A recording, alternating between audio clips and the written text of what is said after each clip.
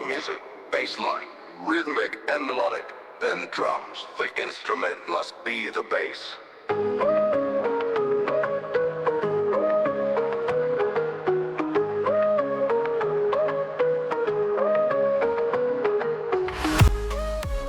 In the early 1980s, nestled in the serene Swiss mountains, Queen had gathered at Mountain Studios in Montreux, working on their next album.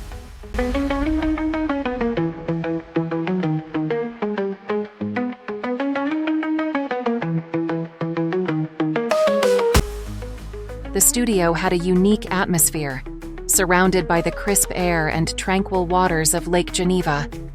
It was here, one fateful night, that the universe conspired to bring together two musical giants,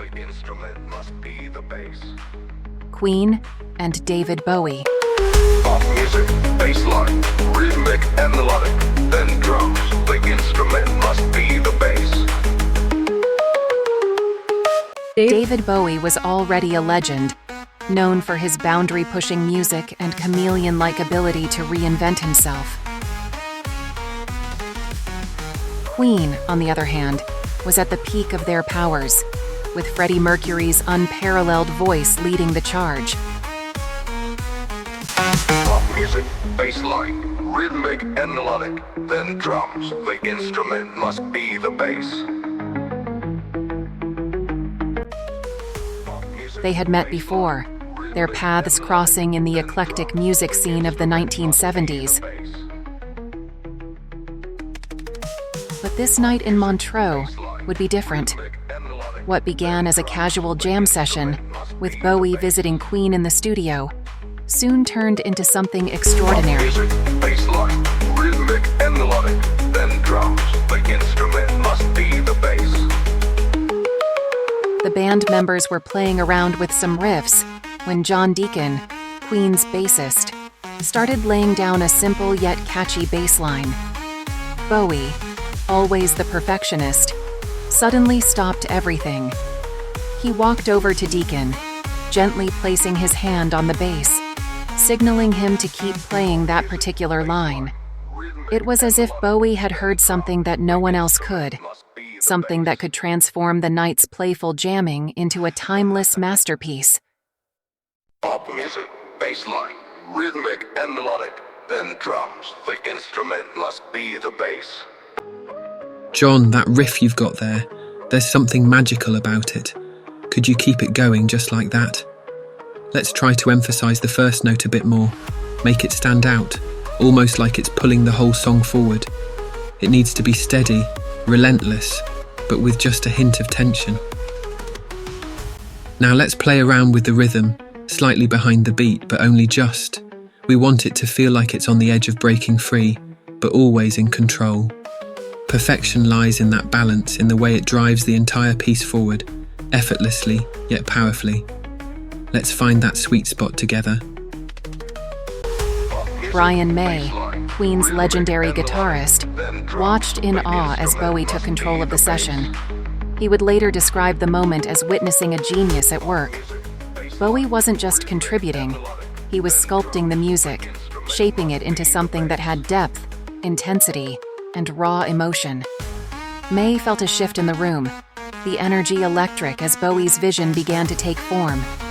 As the night deepened, the jam session evolved into what would become Under Pressure. The band members and Bowie improvised, each adding their unique touch to the track. There was no grand plan, just the pure, organic creation of music. And melodic, then drums. The instrument must be the bass. After hours of playing, they decided to take a break and headed out for dinner, enjoying good food and plenty of drinks. When they returned to the studio, the atmosphere was different. The alcohol had loosened everyone up, and the boundaries between them had dissolved. With renewed energy, they dove back into the track, refining and recording it until the early hours of the morning. By the time the session ended, they had completed what would become one of the most iconic songs in rock history, all in a single night.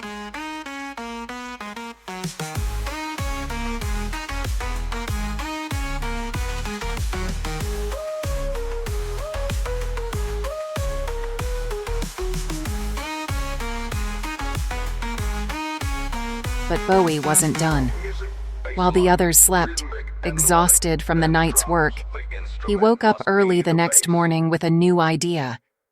He returned to the studio and began reworking the mix, tweaking and refining the track.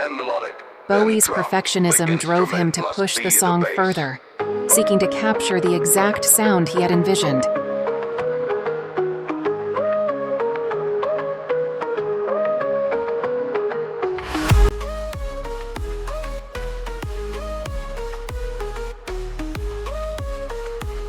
Meanwhile, Freddie Mercury was still asleep when the studio's sound engineer called him, concerned.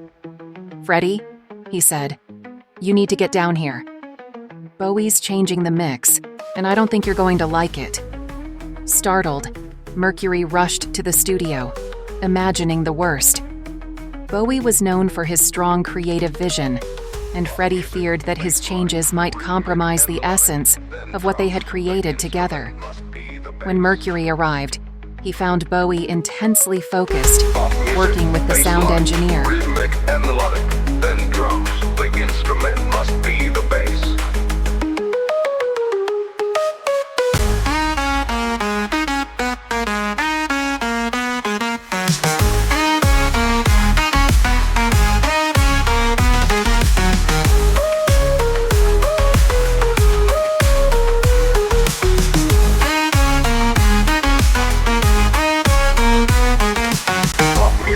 Bassline, rhythmic and melodic, then drums. The instrument must be the bass.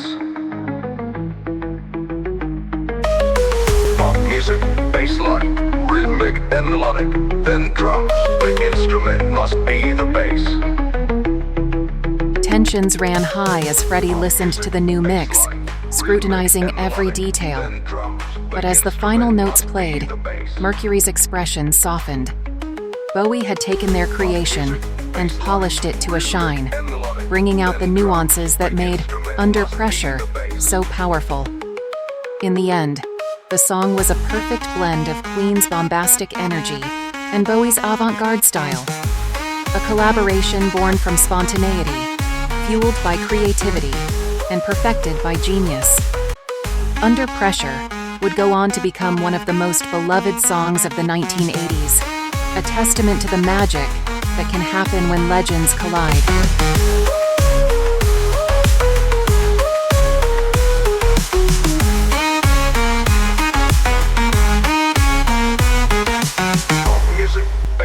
John, that riff you've got there, there's something magical about it. Could you keep it going just like that?